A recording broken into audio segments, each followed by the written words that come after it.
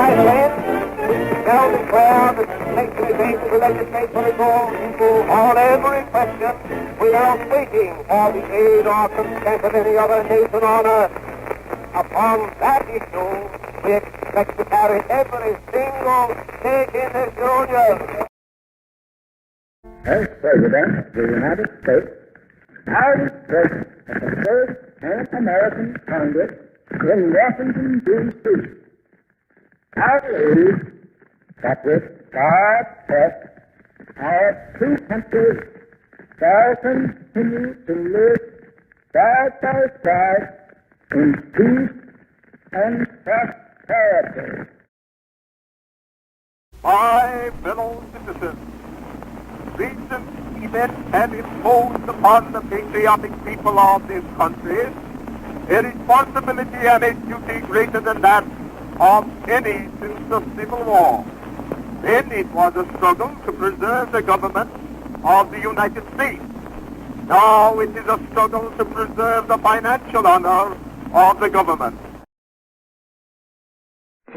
The great fundamental issue now before our people can be stated briefly.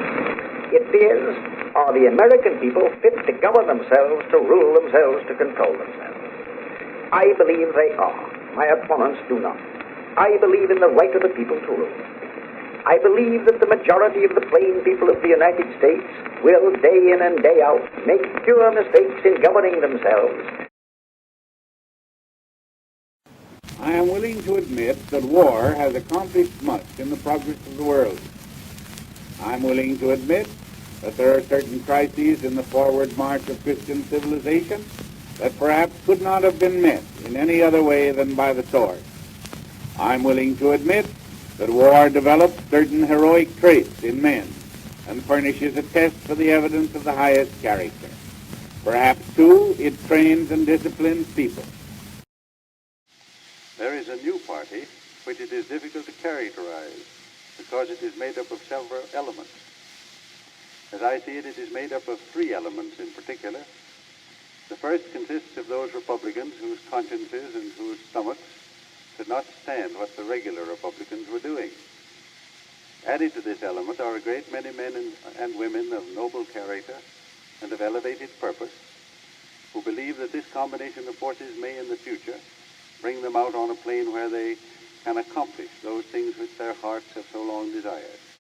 My countrymen, the first flaming torch of Americanism was lighted in framing the federal Constitution in 1787. The Pilgrims signed their simple and majestic covenant a full century and a half before and set aflame their beacon of liberty on the coast of Massachusetts.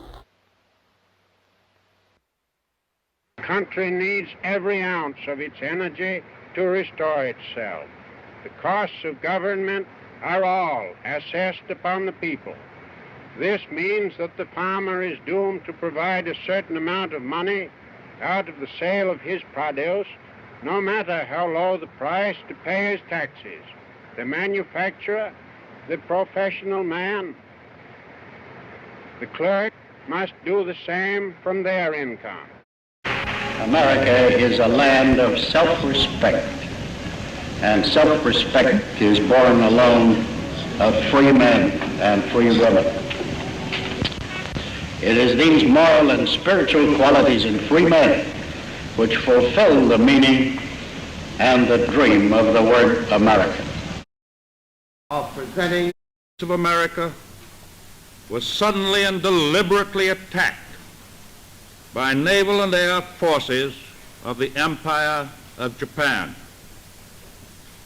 The United States was at peace with that nation, and at the solicitation of Japan was still in conversation with its government and its emperor, looking toward the maintenance of peace in the Pacific. There can be no peace in the world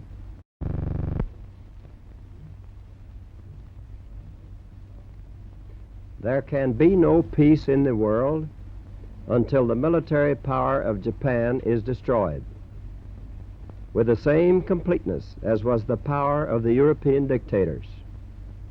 To do that, we are now engaged in a process of deploying millions of our armed forces against Japan in a mass movement of troops and supplies and weapons over 14,000 miles, a military and naval feat unequaled in all history. Substantial portions of Japan's key industrial centers have been leveled to the ground. That America's leadership and prestige depend not merely upon our unmatched material progress, riches, and military strength, but on how we use our power in the interest of world peace and human betterment. And so, my fellow Americans, ask not what your country can do for you, ask what you can do for your country.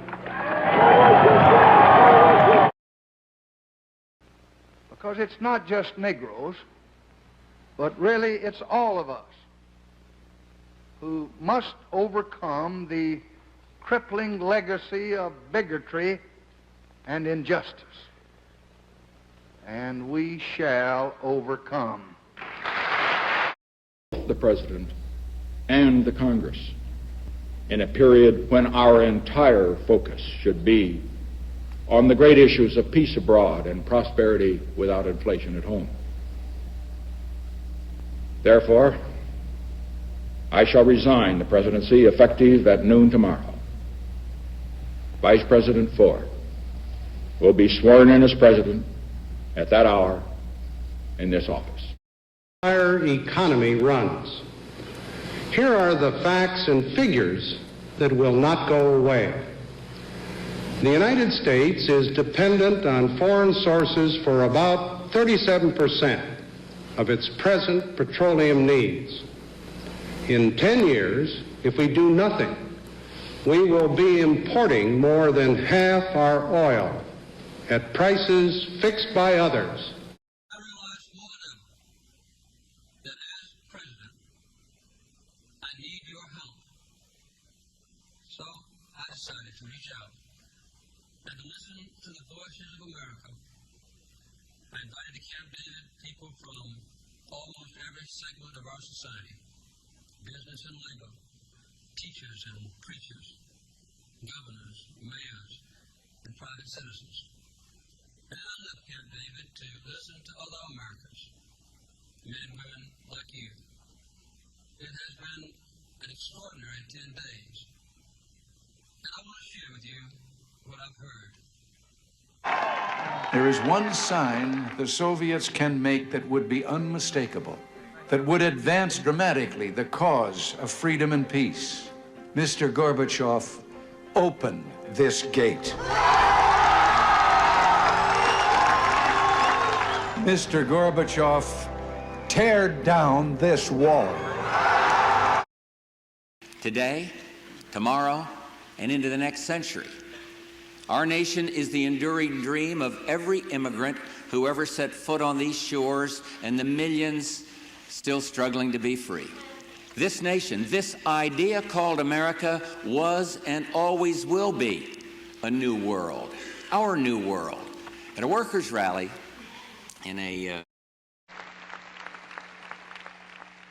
The work of this country will never be over, and no one will ever get to do it forever, and that's not all bad.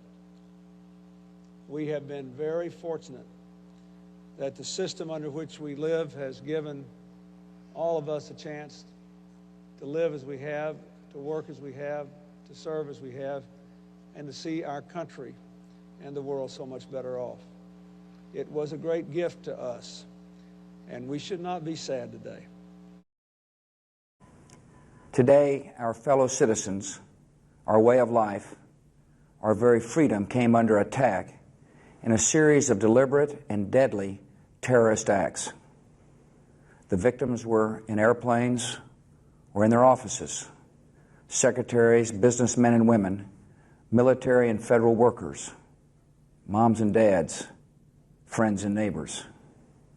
Thousands of lives were suddenly ended by evil, despicable acts of terror.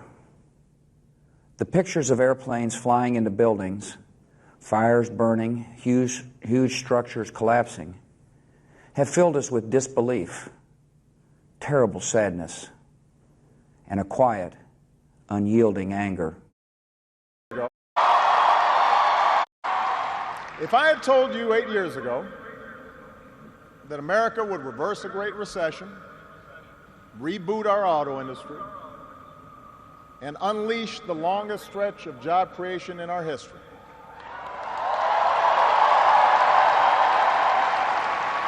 if I had told you that we would open up a new chapter with the Cuban people, shut down Iran's nuclear weapons program without firing a shot, take out the mastermind of 9/11, if I had told you that we would win marriage equality and secure the right to health insurance all across this nation that have been ignored, neglected, and abandoned. I have visited the laid-off factory workers and the communities crushed by our horrible and unfair trade deals. These are the forgotten men and women of our country, and they are forgotten, but they're not going to be forgotten long. Here and now, I give you my word. If you entrust me with the presidency, I will draw on the best of us, not the worst. I will be an ally of the light, not the darkness. It's time for us, for we the people, to come together. And make no mistake, united we can and will overcome this season of darkness in America.